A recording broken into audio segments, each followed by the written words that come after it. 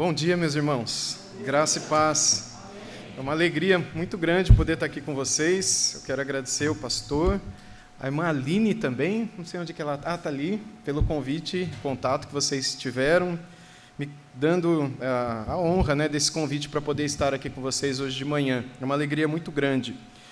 O pastor pediu para eu me apresentar. Eu sou pastor da Igreja Batista Liberdade de Araraquara, e plantei essa igreja. Comecei esse trabalho em 2007, novembro de 2007. Então, esse ano a gente já está indo para quase 16 anos, agora no final de novembro, do início do trabalho lá. Sou casado com a Rosana, pai do Natan e da Ana, que infelizmente não puderam ir por conta de trabalhos lá também. Quem sabe numa próxima vez eles vêm junto também. E dou aula no seminário Martin Butzer, não sei se os irmãos conhecem, talvez um ou outro conheça, mas é uma escola de teologia que existe lá em São José dos Campos. Já desde 2012 esse seminário está lá e tem recebido alunos de vários lugares, do Brasil e inclusive de fora do Brasil também, para os seus cursos. São vários cursos que o seminário oferece. Então, essas são as oportunidades que Deus tem me dado de poder servir a igreja dele, e é uma alegria, como eu disse, estar aqui com vocês hoje de manhã. Irmãos, eu gostaria de falar e meditar com vocês nessa manhã sobre um trecho do livro de Gênesis. Eu quero convidá-los a abrirem comigo suas Bíblias lá. Gênesis 28, por enquanto, embora o texto que nós leremos é Gênesis 29. Mas eu quero começar com Gênesis 28. Deus, irmãos, ele promete no livro de Gênesis, de um modo muito especial, trazer a sua bênção sobre todas as famílias da terra. Quando o Senhor chamou Abraão, já lá desde o início do livro de Gênesis, ele disse para Abraão, em Gênesis 12, 1 e 2, sai da tua terra, da tua parentela, e vai para a terra que eu te mostrarei, ali te abençoarei, e falou um monte de coisa para Abraão. E ele disse que em Abraão, em ti, ou na fé de Abraão, seriam benditas todas as famílias da terra. E essa promessa que Deus fez a Abraão, de que ele desejava ver abençoadas todas as famílias da terra, ele repete para o Isaac, que é o filho do Abraão, ele repete para o Jacó, que a gente vai ler aqui daqui a pouco, que é o neto do Abraão, filho do Isaac, e ele vai repetindo isso. E a gente percebe que há uma constância do desejo de Deus de abençoar as famílias. E concomitantemente a isso, paralelamente a isso, a gente percebe que há um desejo do inimigo das nossas almas, o principal deles, que desde o início está aqui para destruir as nossas famílias. Até porque o Senhor havia dito para Eva que era um descendente dela quem esmagaria a cabeça da serpente. Está lá em Gênesis 3,15. Então, a serpente, Satanás, sabia que ao longo da história, um descendente da mulher esmagaria a sua cabeça, a cabeça de Satanás. Mas o diabo não sabia quem era, o diabo não pode prever, o diabo não faz parte da Trindade, o diabo não conhece o conselho de Deus, ele não sabia quem seria a mulher que daria à luz a criança, e qual criança, e em que tempo nasceria. E o que a gente vê é que ao longo da história há um propósito do diabo de querer destruir famílias.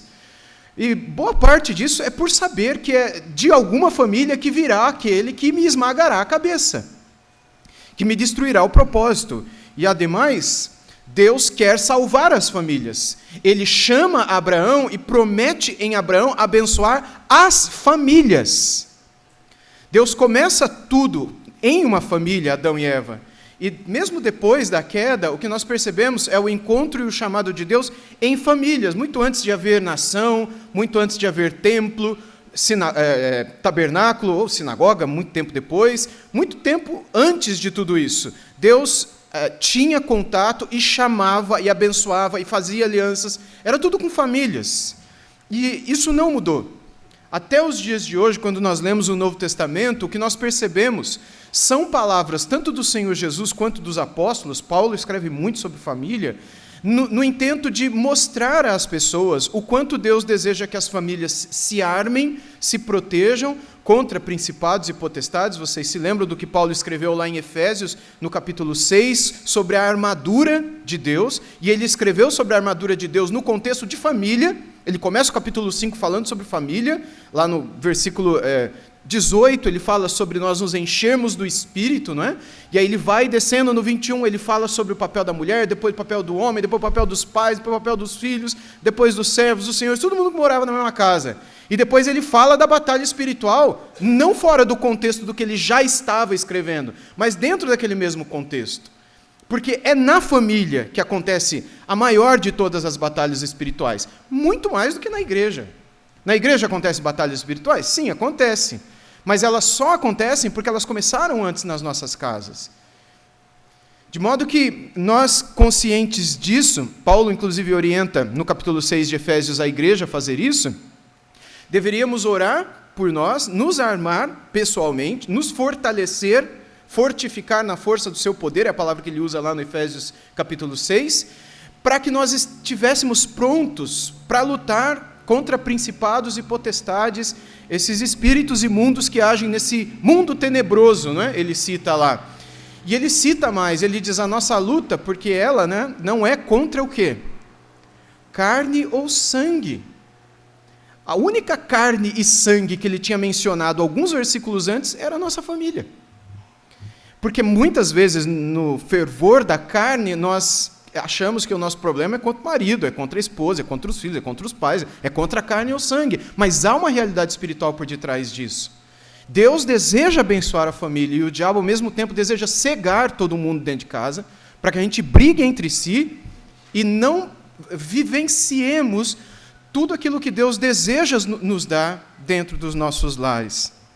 Bem, quando nós olhamos para Gênesis 29, embora eu vou começar com 28 aí, o que nós encontramos, mais uma vez, é a demonstração de Deus de derramar a sua bênção sobre todas as famílias da terra. E Deus pode cumprir isso, mesmo e apesar dos enganos humanos, apesar dos nossos pecados e falhas, não é? Jacó, no capítulo 29 e 28, todo mundo aqui que conhece já leu a história de Jacó, que é o neto de Abraão, filho de Isaac, não é?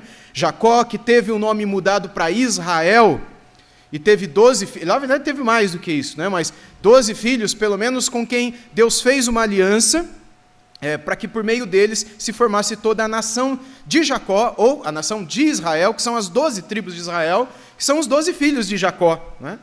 E que ele teve com 4 mulheres, já começa daí, não é? 2 irmãs, a Lia e a Raquel, e mais outras 2 concubinas, que eram servas dessas 2 mulheres, que eram a Zilpa e a Bilá. Então, dessas 4 mulheres eram os 12 filhos que formaram as 12 tribos de Israel, que originaram todo o povo judeu que nós conhecemos nos dias de hoje. E ele, o pai dessa nação, o Jacó, cujo nome foi mudado para Israel, era um homem que sabia muito enganar.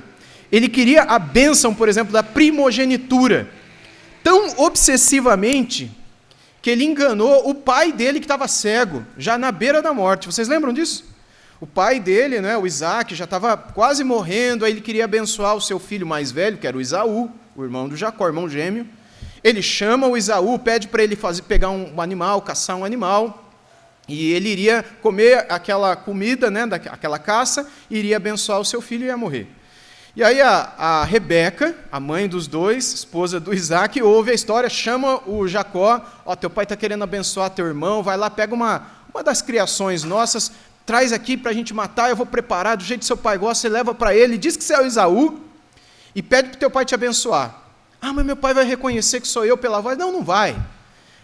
Você fala que você é o Esaú. Mas ele vai ver que a minha pele é lisa, meu irmão tem muito pelo no braço. Não, a gente coloca um monte de pelo no teu braço, a gente coloca a roupa do Esaú para você feder igual o campo fede.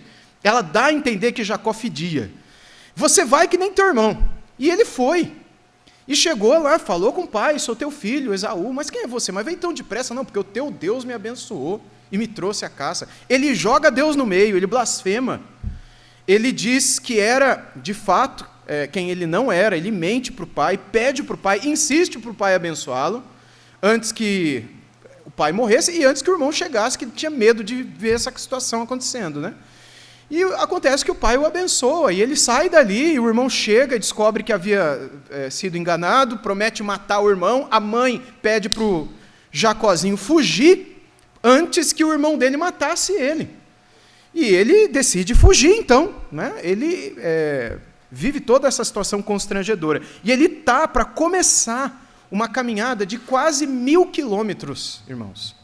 De onde ele estava até a casa do tio dele, o Labão, que era pai da Rebeca, a mãe dele. Onde o servo do Abraão havia ido buscar uma esposa para o Isaac, alguns anos antes, lá na terra de Labão, em Padã Arã, onde ele achou a Rebeca e trouxe a Rebeca para casar com Isaac, que era a mãe dos 2 meninos aqui, o Jacó e o Esaú. E agora a Rebeca está dizendo, vai lá para a casa do meu tio, lá em Padã Arã, fica lá até que passa a fúria do teu irmão. Ele tinha que caminhar mais ou menos 1.000 quilômetros, e ele estava deixando a terra prometida, que havia sido prometida para o vô dele. O vô dele justamente havia saído daquela região de Padã Arã, de Ur dos Caldeus, que é um pouco mais ao sul, e havia vindo para essa terra para herdar toda a terra. Isaac recebeu de novo a promessa de herdar a terra. E ele, Jacó, que também receberia essa promessa, estava fugindo de lá. Ou seja, ele estava na contramão de tudo.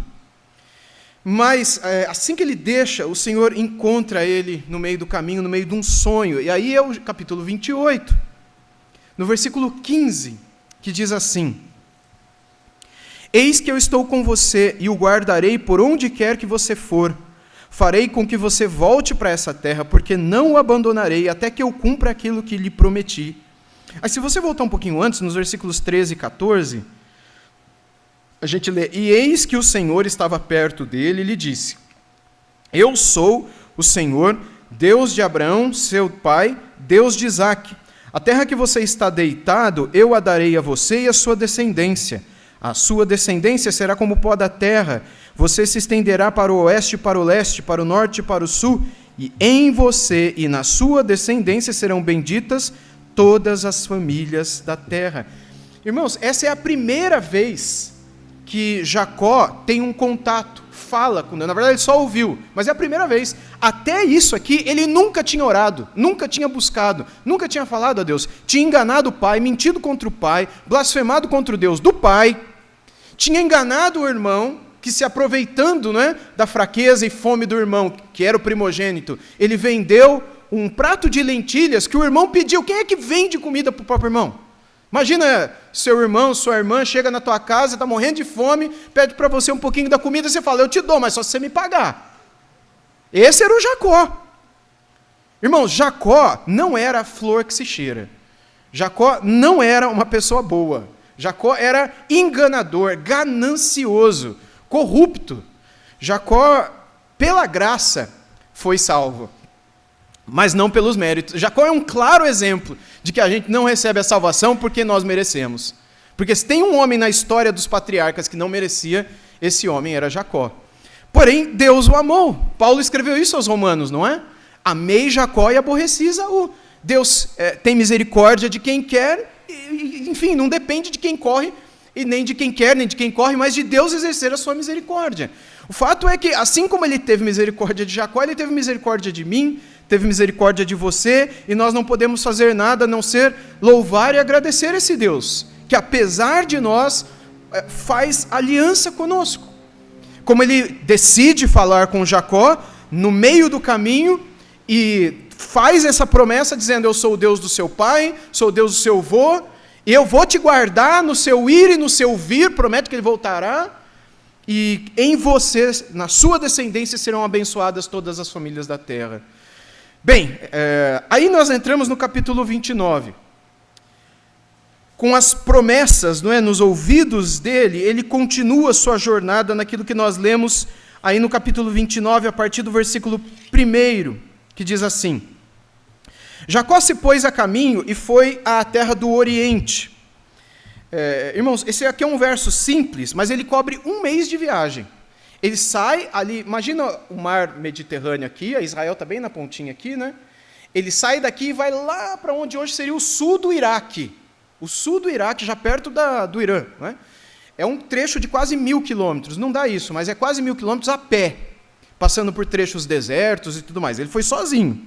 E esse versículo aqui cobre um mês.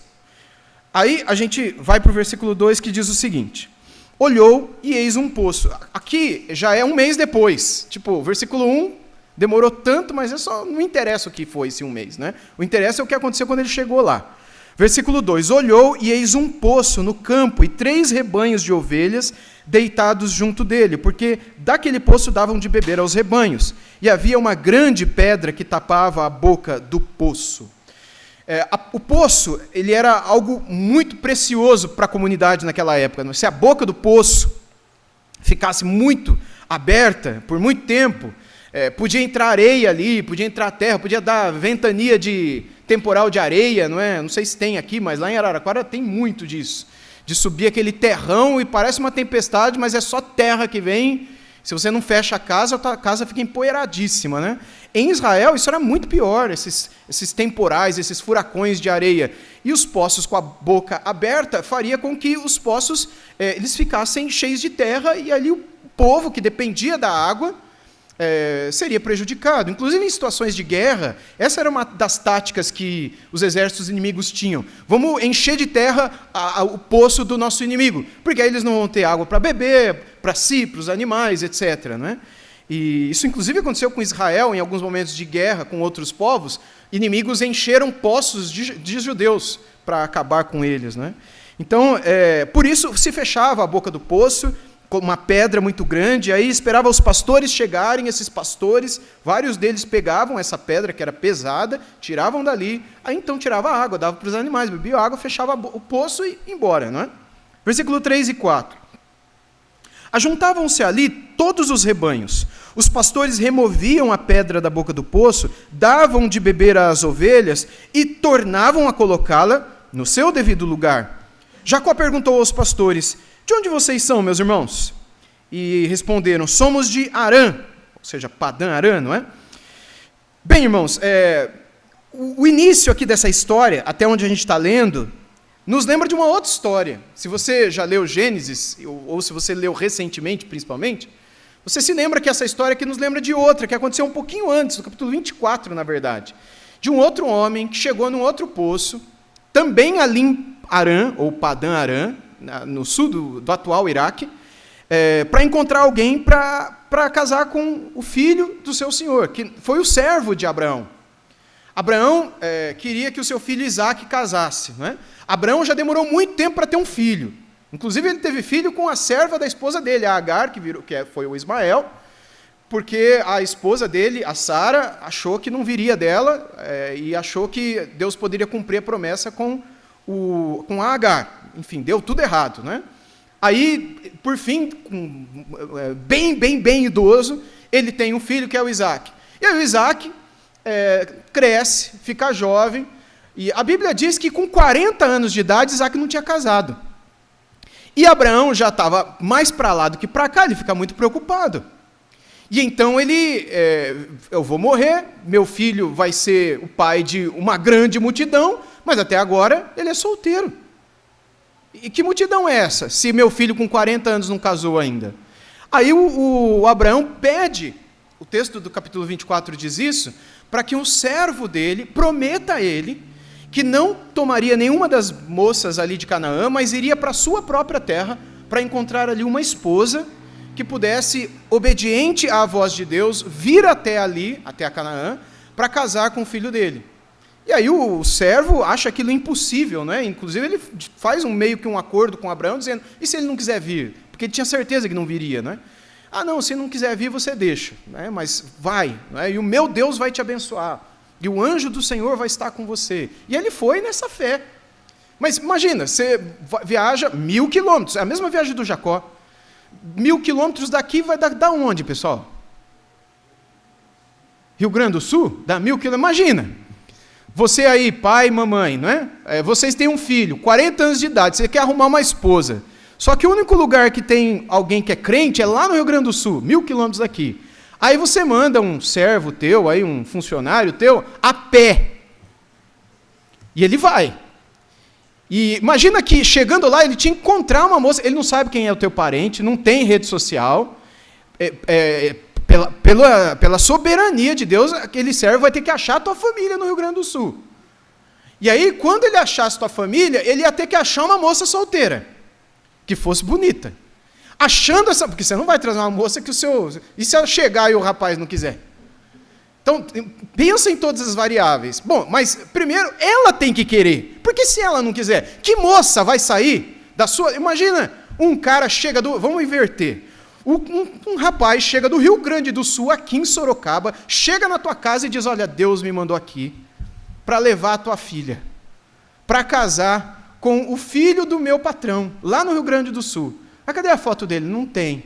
Como é que é o nome dele? É o nome de tal. Ele é meio parente seu. Pelo menos ele falou, né? Que é meio parente teu. E era, de fato. Quem confiaria nisso? Vocês entendem a complexidade da missão? E assim esse servo foi. Vamos voltar lá para o capítulo 24? Abra lá comigo em Gênesis 24. Vocês estão aí pertinho? No versículo 3 e 4, nós lemos assim, ó. Gênesis 24, 3 e 4. Para que eu faça com que você jure pelo Senhor, Deus do céu e da terra, que você não buscará uma esposa para o meu filho entre as filhas dos cananeus, no meio dos quais estão morando, mas que você irá à minha parentela, e ali buscará uma esposa para Isaque, meu filho. Aí pula para o versículo 7. O Senhor, Deus do céu, que me tirou da casa de meu pai e da terra dos meus parentes, e que me falou e jurou, dizendo, a sua descendência darei essa terra, ele enviará o seu anjo adiante de você, para que lá você encontre uma esposa para o meu filho. Então Abraão, de fato, ele era um homem de fé, ele é o pai da fé, não é? Diz a Bíblia. Aí versículo 12 a 15 agora. Então, agora o servo já chegou lá em Padã Arã, já andou os 1.000 quilômetros. Quando ele chega lá, ele faz uma oração, coisa que o Jacó não fez. Só um parênteses aqui, tá? Verso 12. Então o servo orou, ó Senhor, Deus de meu senhor Abraão, peço-te que me ajudes hoje, e sejas bondoso para com o meu senhor Abraão. Eis que estou ao pé da fonte de água, que é o poço, né? E as filhas dos homens dessa cidade saem para tirar água. Concede, pois, que a moça a quem eu disser incline o cântaro para que eu beba, e ela me responder, beba, e darei ainda de beber aos seus camelos, seja a que designaste para teu servo Isaque, e nisso verei que foste bondoso para com o meu senhor. Irmãos, só um parênteses aqui. Esse menino era muito cheio de fé, porque o servo aqui no caso, ele chega no poço e ele diz, ó Senhor, eu estou cansado, parei aqui, eu acho que é aqui o lugar. Então, concede que a pessoa que vier aqui para pegar água no poço não tem com o que pegar, e se for uma mulher, que eu peça água para ela, ela me dê água, mas não só me dê água, mas ela se ofereça para poder dar água para os camelos também. Irmãos, isso já era pedir demais, porque o texto diz que eles estavam cerca de 10 a 12, 11 camelos. Depois de um mês de caminhada, 1.000 quilômetros, cerca de um mês, cada camelo bebe quase 100 litros de água, 90 e alguma coisa de litros de água, de uma vez. Você imagina que fosse 10, que fossem poucos, tá? 10 camelos.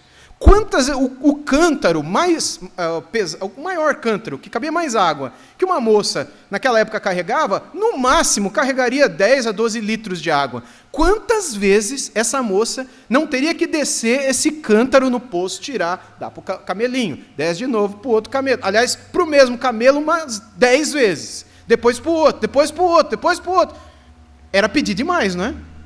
Mas ele de fato diz, olha Senhor, a moça que se oferecerá fazer isso, não só dar água a mim, mas para todos os camelos, que seja aquela que o Senhor preparou para o seu servo Isaque.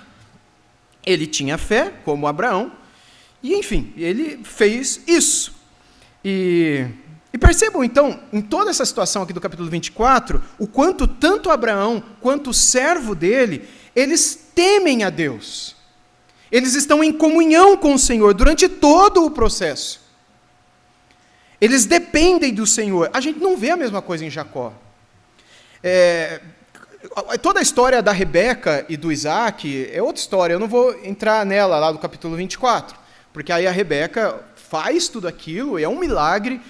O moço lá, o servo, se joga no chão, adora a Deus, conta toda a história. Ela sai correndo para a casa do pai dela, o Betuel, conta para o pai e para o irmão, que era o Labão, que é o cara aqui agora, né? E aí mostra todos os presentes, as joias que o servo do Abraão deu para ela. O Labão sai correndo para encontrar aquele servo, porque ele também era muito ganancioso, então ele viu joia e tal, ele foi correndo, trouxe o servo para a casa dele, fez uma comida, o servo não quis comer antes que contasse toda a história, contou, e a família autorizou, e a moça quis ir. Deus abençoou. E ela foi 1.000 quilômetros para casar com Isaac. E casou com Isaac. E agora, ela e o Isaac, depois de alguns anos, não tinham filhos. Ela era aparentemente estéril, também, igual a sogra dela. E o Isaac ora por ela, para que ela pudesse engravidar. Depois de alguns anos, ela engravida e são gêmeos. E é o Esaú e o abençoado do Jacó. E agora o Jacó está fugido lá na terra, onde o servo do Abraão, tempo atrás, chegou para encontrar a mãe dele, para levar para o pai dele. O narrador aqui, o Moisés, não é, que conta essa história, ele não disse que Jacó ora por direção, ou que Jacó agradeceu por o Senhor ter levado ele aos seus parentes, em segurança, sozinho. Ao invés disso, o que parece que acontece é Jacó novamente deseja tomar as rédeas da situação, não é? Então, logo os pastores chegam e dizem que Raquel, a filha de Labão, estava vindo, ele já tenta enviar os pastores embora para ele ficar sozinho com a Rebeca, porque a mãe dele tinha dito, e o pai dele tinha dito que era para ele casar com uma moça lá. Bem, voltando lá para o capítulo 29, versículo 5 em diante, agora nós lemos assim. 29, a partir do 5. Perguntou-lhes, vocês conhecem Labão, filho de Naor? Eles responderam, conhecemos. Por que o Jacó perguntou isso? Porque o pai dele, o Isaac, e a mãe dele disseram que era para ele ir para a casa do Labão, que era o irmão da mãe dele, o tio dele, que ele nunca tinha visto na vida, né? Enfim, ele foi. Vocês conhecem o Labão? E aí Jacó perguntou, né? Ainda no versículo 6, ele vai bem? E eles responderam, sim, vai bem. Olhe, Raquel, a filha dele, vem vindo aí com as ovelhas. Então Jacó disse, ainda é pleno dia, não é tempo de recolher os rebanhos, deem beber as ovelhas e vão apacentá-las. Ele queria ficar sozinho com a Raquel, porque a gente não sabe, mas ele mandou os pastores pastarem, ou pastorearem os rebanhos. Não é já tarde, não? Pode ir cuidar das ovelhas, deixa eu ficar aqui. Verso 8, mas eles responderam, não podemos, enquanto não se ajuntarem todos os rebanhos, seja removida a pedra da boca do poço, e demos de beber as ovelhas. Enquanto Jacó ainda falava, chegou Raquel, com as ovelhas de seu pai, porque era pastora. Esta Raquel aqui, então, é prima do Jacó. O Labão, pai dela, é irmão da Rebeca, mãe dele. E são primos de primeiríssimo grau, né? E com certeza Deus estava conduzindo os dois para se encontrarem ali. Só que Jacó não agradece, Jacó não fala nada, ele novamente toma as rédeas. Versículo 10. Quando Jacó viu Raquel, filha de Labão, o irmão da sua mãe, e as suas ovelhas, e as ovelhas de Labão, aproximou-se, removeu a pedra da boca do poço e deu de beber ao rebanho de Labão, o irmão de sua mãe. Sozinho, com as suas mãos, ele tirou a pedra pesada, sozinho, e contra o costume de esperar todos os rebanhos de Jacó, de Labão, ele pega e dá água para todo o rebanho ali do seu tio Labão, não é? Ou seja, ele estava, de alguma maneira, querendo impressionar aquela moça que tinha chegado ali. E depois ele beija a moça, né? E diz quem ele era. Versículo 11. Feito isso, Jacó beijou Raquel e, erguendo a voz, chorou. Então Jacó contou a Raquel que ele era parente de seu pai, pois era filho de Rebeca.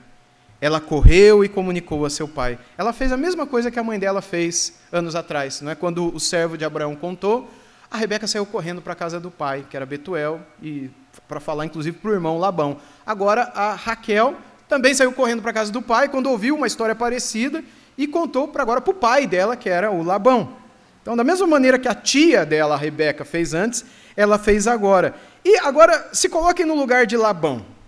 Labão ouve uma história muito parecida com aquela que alguns anos antes havia ouvido, que havia acontecido, um homem que veio lá das terras de Canaã com um monte de camelo e joias para levar como esposa a minha irmã, e deixou presentes e joias, não é? Aqui para a nossa família, para a mãe, para o pai, para mim. E levou a nossa irmã Rebeca, cheia de presentes também, em camelos, etc. E agora, filhinha Raquel, você disse que chegou um viajante, também daquela terra, que é parente daquele rapaz e da tua mãe. E aí o Labão saiu correndo também. Da mesma maneira que ele saiu correndo daquela outra vez.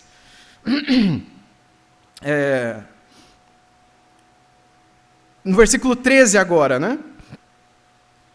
É versículo 13 nós paramos? 13, né? Quando Labão ouviu as novas... Aliás, não... É isso, no 13 agora. Quando Labão ouviu as novas que Jacó, filho da sua irmã, correu ao encontro dele, abraçou-o, beijou-o e o levou para casa. E Jacó contou a Labão tudo o que havia acontecido.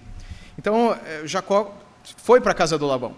E aí, os dois se sentaram para conversar. Quando chegou lá, Labão provavelmente viu que não tinha camelo, não tinha joia, não tinha nada. Porque o Jacó fugiu, sem nada. Só com a roupa do corpo e, imagina, com uma mochilinha nas costas, entre aspas aqui, né? Para chegar o mais rápido possível na terra que a mãe dele pediu para que ele fosse. E aí o texto aqui diz que ele contou para o Labão tudo o que tinha acontecido. E eu pergunto para vocês, tá? O que seria esse tudo que o Jacó contou para o Labão? O que vocês acham? Será que ele contou, desde o início, olha, eu tenho um irmão mais velho chamado Esaú, eu enganei ele, roubei a primogenitura dele, e ele já ficou com raiva de mim. Aí depois de um tempo, nosso pai já estava meio velho, o homem com quem a tua irmã casou. E aí eu decidi enganar meu pai, mentir para o meu pai, que estava quase morrendo, jurei pelo nosso Deus, blasfemei, e aí meu irmão prometeu que ia me matar. Aí a minha mãe, a tua irmã, pediu para eu fugir de lá e me encontrar com você aqui. Será que ele contou tudo isso para o irmão? Esperto como ele era. Então, o que seria esse tudo que ele contou? Com certeza ele não contou nada disso. Mas é óbvio que ele contou da viagem, que ele contou de que ele encontrou a Raquel no poço, de que ele era parente deles. Enfim, o Labão gostou daquilo que ouviu. Aí, então, no versículo seguinte, nós lemos que, 14, né? Então Labão disse, de fato, você é osso, é meu osso e minha carne. Aqui, de fato, eu fico em dúvida.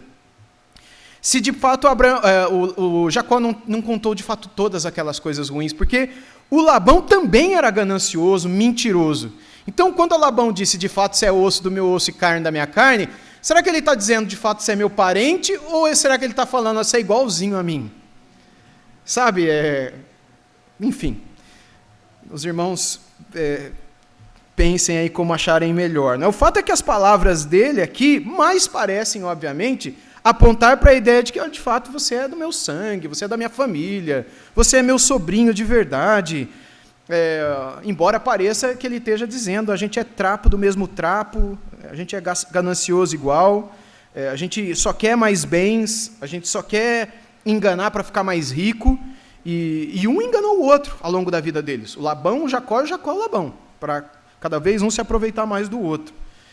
Versículo 15, mais uma vez, né? Jacó ficou na casa de Labão durante 1 mês.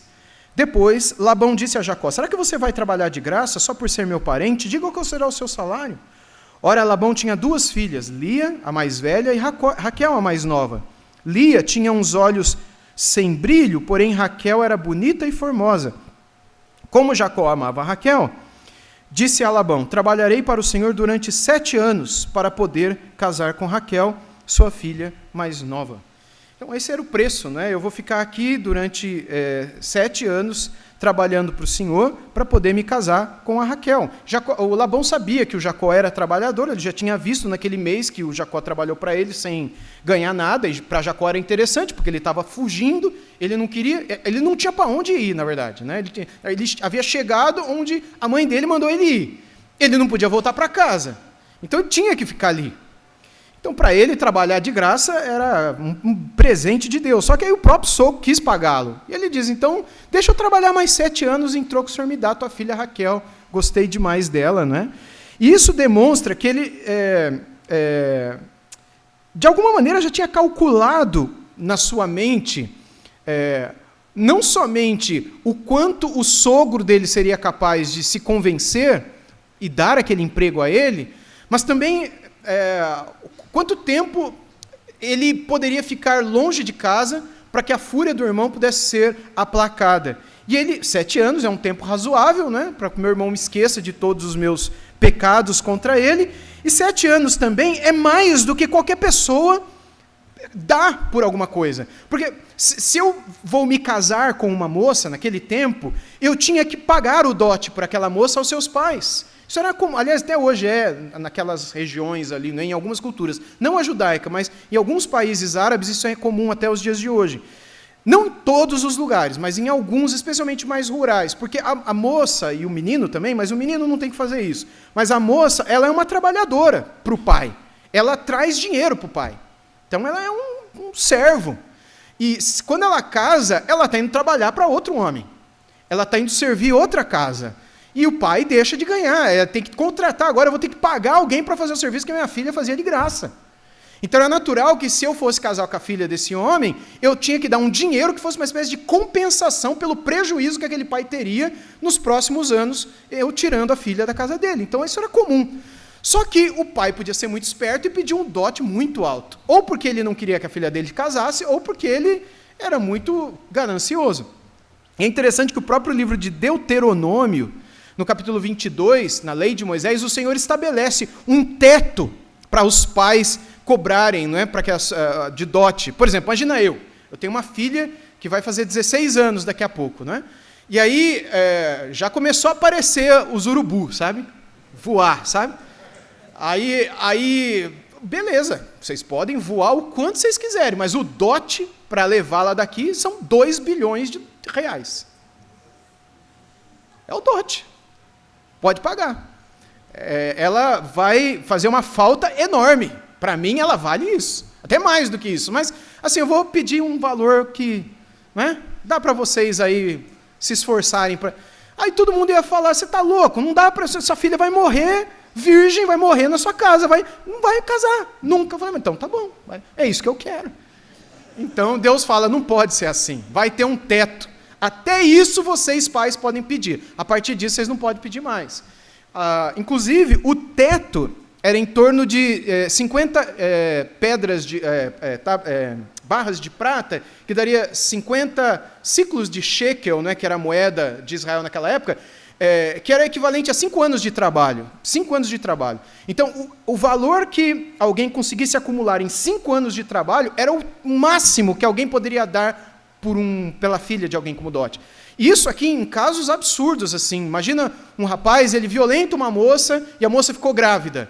E agora o pai disse, você tem que casar com ela. E o pai fala, eu quero isso. O máximo que ele pode cobrar numa situação dessa é 5 anos de trabalho. O Jacó está oferecendo 7 anos de trabalho.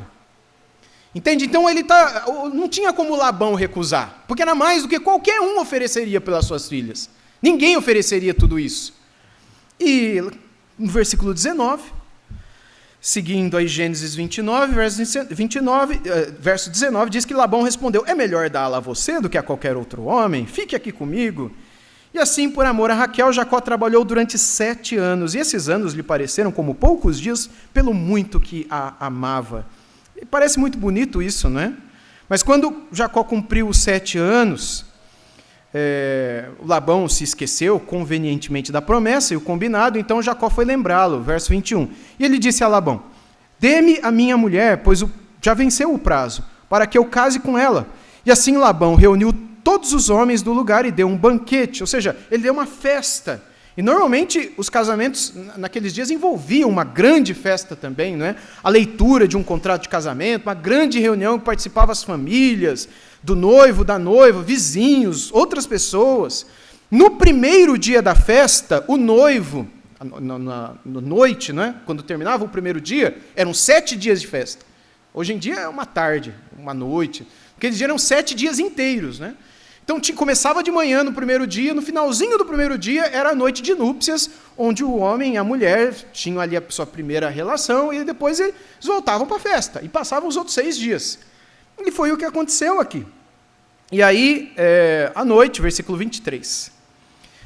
À noite, ele aqui é Labão, trouxe Lia, sua filha, e a entregou a Jacó, e eles tiveram relações. Por quem Jacó trabalhou?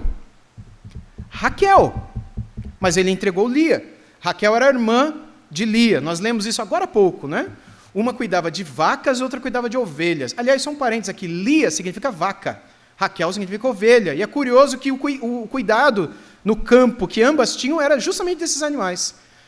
E diz que a Lia, não é que ela era feia, ela não era feia, mas ela era normal, ela tinha olhos, como é que o versículo diz? Fracos, né? Então, assim, ela era... Olhos fracos significa que é um contraste com a beleza da Raquel, que era muito, muito bonita, acima da média. A Lia não, ela era normal.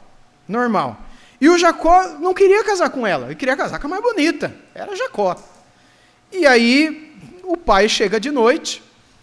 Como eram os casamentos? Vocês lembram? As moças usavam véu. Não é que nem hoje, que a moça usa véu também, mas o véu é transparente, quando ela está entrando na igreja, todo mundo vê que é ela, né?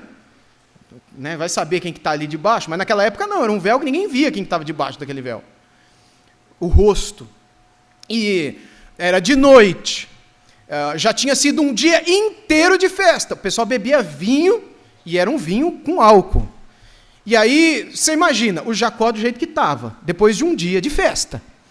Noite, os dois entram na tenda que não tem luz, nem vela, nem janela. Ela com véu na cabeça. Eles se deitam, eles têm relações, eles nem sabem quem é. Ela sabe quem é ele, mas ele não sabe. Na cabeça dele, eu trabalhei 7 anos, o Labão chega e me entrega uma moça com véu na cabeça, com certeza é a Raquel. Está escuro, não estou vendo, mas é a Raquel. E aí, no outro dia, ele acorda, né? No versículo... onde que nós paramos aqui? Toda hora eu me perco. 25. Ao amanhecer, Jacó viu que era Lia.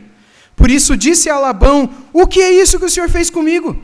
Não é verdade que eu trabalhei por amor a Raquel? Por que então o senhor me enganou? E Labão respondeu, em nossa terra não se costuma dar em casamento a mais nova antes da primogênita. Aqui, Labão deu uma rasteira nele, sabe? Deu um drible nele, porque ele disse o seguinte, aqui, na nossa terra, o mais novo não toma o lugar do mais velho. Quem fez isso? O Jacó, lá na terra dele. Ele tomou o lugar do mais velho. O Labão está dizendo, aqui, meu filho, não é assim não. Aqui, o mais velho vem primeiro. E o mais novo vem depois. O Jacó ia responder o que para ele? Qualquer coisa que ele dissesse era contra ele mesmo. Então Jacó fica muito quieto, né? E aí o Labão simplesmente diz no 27, complete a semana da festa de casamento da primogênita. Ou seja, deixa eu terminar a semana de festa. Depois daremos a você também a outra, pelo trabalho de mais 7 anos, que você ainda me servirá. Ou seja, termina a semana com a Lia, festa, né? Então você se casa, no comecinho da semana que vem, segunda-feira, você se casa com a Raquel em troca de mais 7 anos de trabalho. Você trabalha mais 7? Eu te dou a Raquel também segunda-feira. Imagina que a festa começou na outra segunda, né? Então na semana que vem eu te dou a Raquel, você casa com ela, mas aí você tem que trabalhar mais 7 anos também. O que Jacó vai fazer? Será que ele vai concordar em servir o tio enganador por mais 7 anos? Ele provavelmente queria voltar para a mãe dele. A mãe dele tinha dito para ele que ele ficaria alguns dias só na casa do tio, até que passasse a fúria do Esaú. Esses alguns dias já se tornaram 7 anos e agora virariam 14. Mal sabia eles que no final seriam 20. Porque ele ficou mais 6 depois do 14, para juntar um pouco de posses. E ele voltou 20 anos depois, a mãe dele já tinha morrido. E o pai dele, que estava para morrer quando ele enganou o pai, ainda estava vivo. O homem sobreviveu, né? Enfim, o que o Jacó faria? Versículo 28 diz, Jacó fez o que Labão pediu e completou a semana da festa da primogênita. Depois, Labão lhe deu por mulher a sua filha Raquel. Labão tinha dado a sua serva Bila, para que fosse serva de Raquel, sua filha.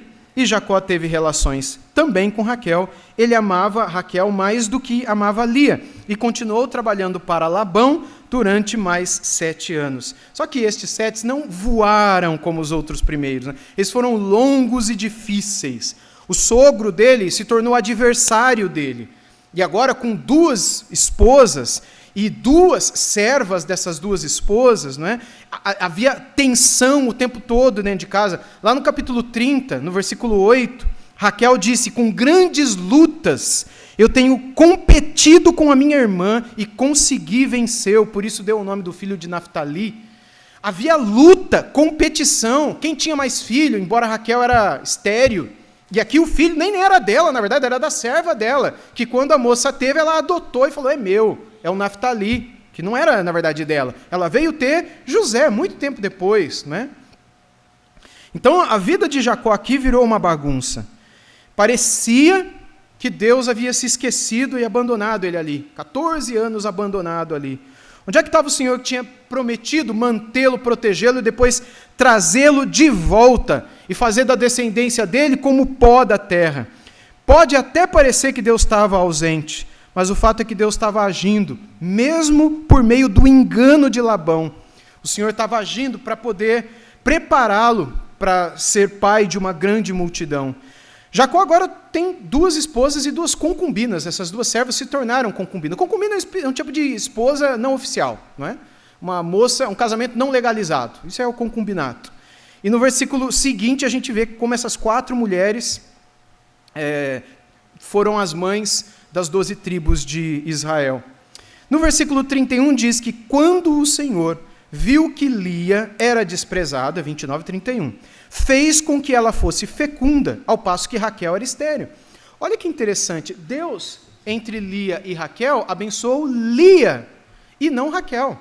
Porque embora às vezes a gente é muito simpático da Raquel, ela é matriarca, e se fala mais dela do que da Lia, Deus abençoou mais a Lia do que a Raquel. Raquel era do mesmo naipe do Jacó, se não pior. Deus fez a Raquel estéril e fez a Lia fecunda e abençoou a Lia. Ela foi a matriarca que deu o primeiro filho de Jacó, não é? Enfim, no versículo 32 diz que assim Lia ficou grávida e deu à luz um filho, a quem deu o nome de Ruben, pois disse, o Senhor viu a minha aflição, por isso agora meu marido vai me amar. Quando Lia teve o segundo filho, agora, né?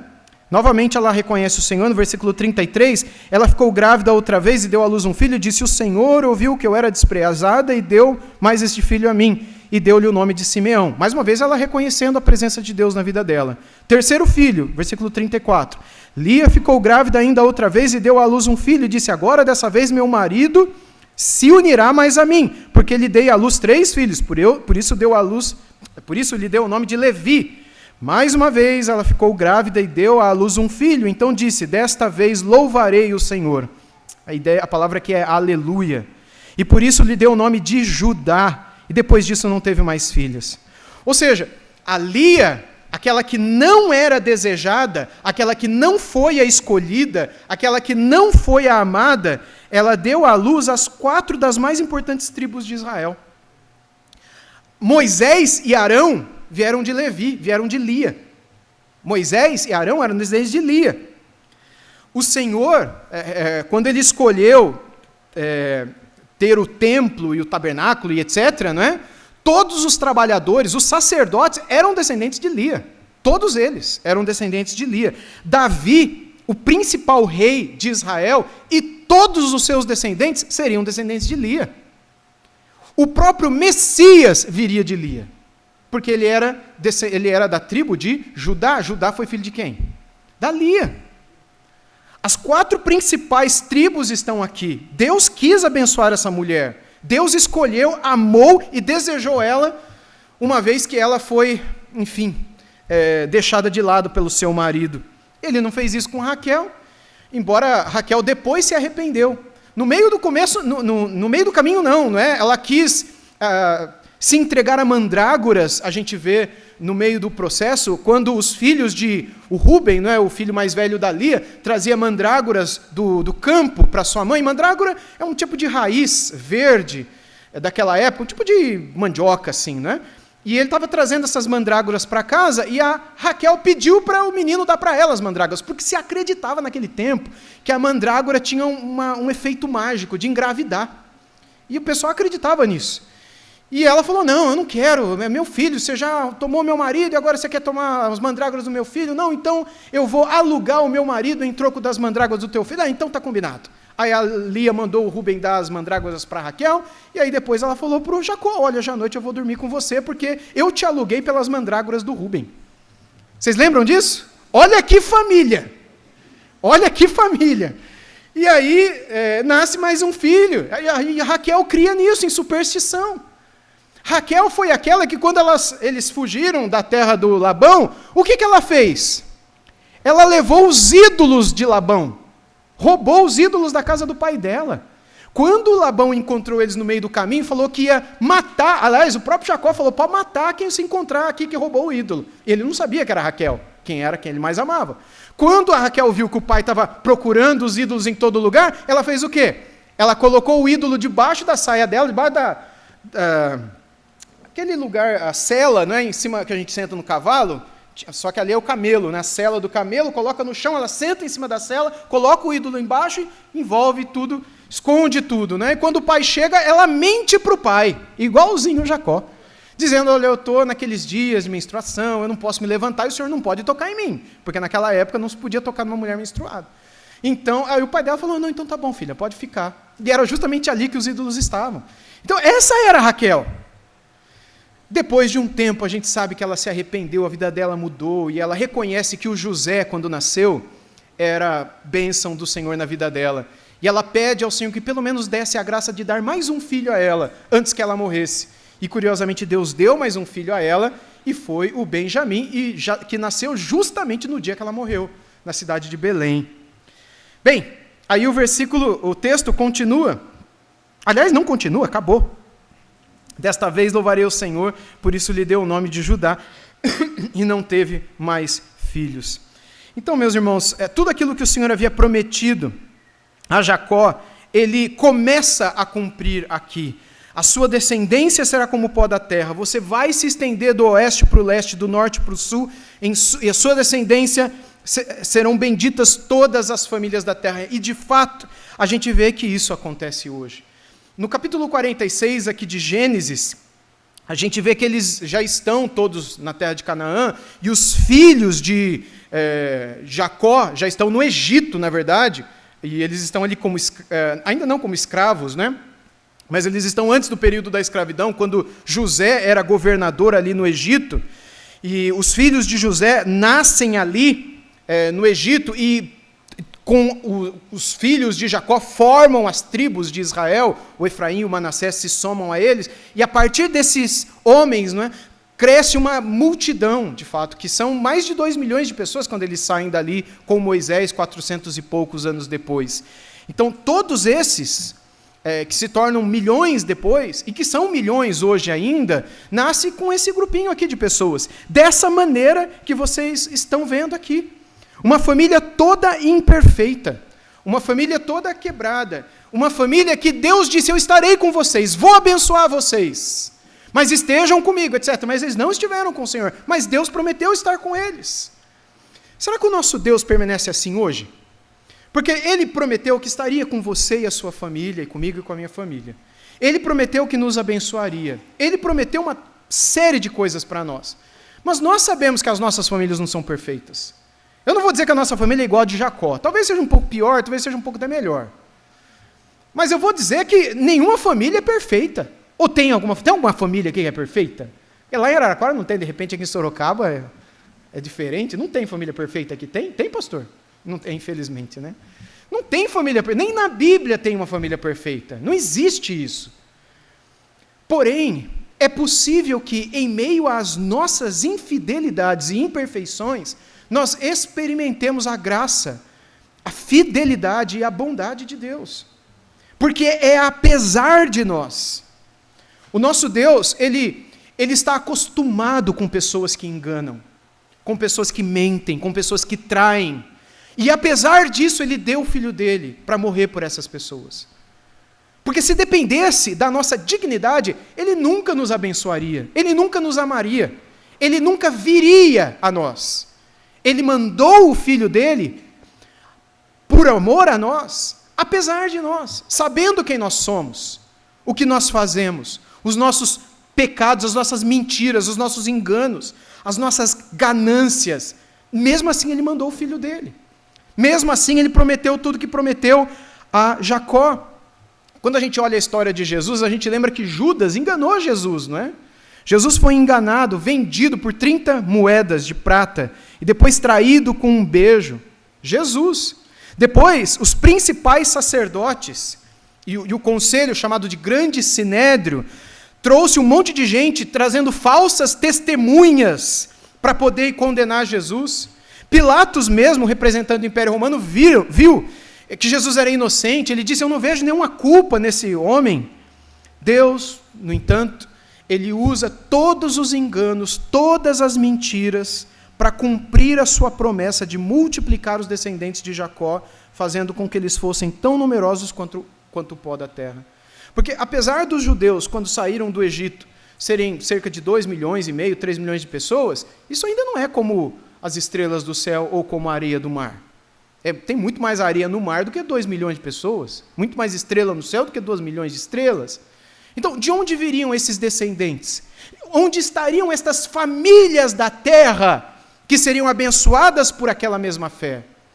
Isso, obviamente, não fala só de um povo, de uma nação, mas de outros que viriam e seriam abençoados pela mensagem que brotaria daquela nação e do Redentor que viria daquela nação. De certo modo, quando Abraão saiu da tenda dele, quando Deus o chamou para olhar para as estrelas do céu e contar as estrelas, e Abraão viu que isso era impossível, Deus disse: os seus descendentes são como essas estrelas dos céus. Quando Abraão viu aquelas estrelas ali, ele viu você e a mim ali.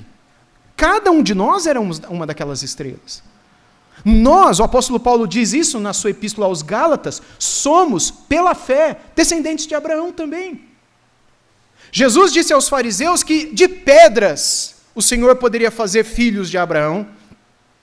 Paulo explica isso, que quem é filho de Abraão não é na carne, mas no coração, no espírito, pela fé que decidiu ter de deixar tudo, a terra e a sua parentela, e ir para a terra que eu te mostrarei, a terra prometida, o céu, pela fé no Filho de Deus que nos leva para lá. A fé de Abraão. Nesse sentido, nos tornamos filhos de Abraão, aquelas estrelas que estavam no céu. Nesse sentido, agora sim, os descendentes de Abraão, de Isaque e de Jacó são como a areia do mar, são como as estrelas do céu, são uma grande multidão de pessoas que já viveram, já morreram e já estão com o Senhor, uma grande multidão de pessoas que estão vivas hoje aqui na terra, e uma grande multidão de pessoas que estão por nascer e entregarão suas vidas a Cristo. E estes serão a multidão de exército que serão os filhos de Abraão, que herdarão a terra prometida, que Hebreus capítulo 11 diz que Abraão morreu sem ver, contemplando pela fé a promessa, não é, que viria a ser. Deus usa todo o engano, inclusive para cumprir o seu plano redentor. E após a ressurreição, Jesus explica para os seus discípulos, eu vou citar alguns versículos aqui para encerrar, lá em Lucas 24, Jesus disse: assim está escrito que o Cristo tinha de sofrer, ressuscitar dentre os mortos no terceiro dia, e que em seu nome se pregasse arrependimento para a remissão de pecados a todas as nações, começando em Jerusalém. Ou seja, os discípulos seriam discípulos de todas as nações. Em Mateus 28, 19, texto que vocês conhecem, diz: portanto, vão, façam discípulos de todas as nações, batizando-os em nome do Pai, do Filho e do Espírito Santo. Ou seja, o resultado final dessa missão é conquistar a gente do mundo inteiro. E isso é revelado em Apocalipse por João, que ele diz assim no capítulo 5, versos 9 e 10. E cantavam um novo cântico, dizendo: digno és de pegar o livro e de quebrar os selos, porque foste morto, e com o teu sangue compraste para Deus os que procedem de toda a tribo, língua, povo, nação.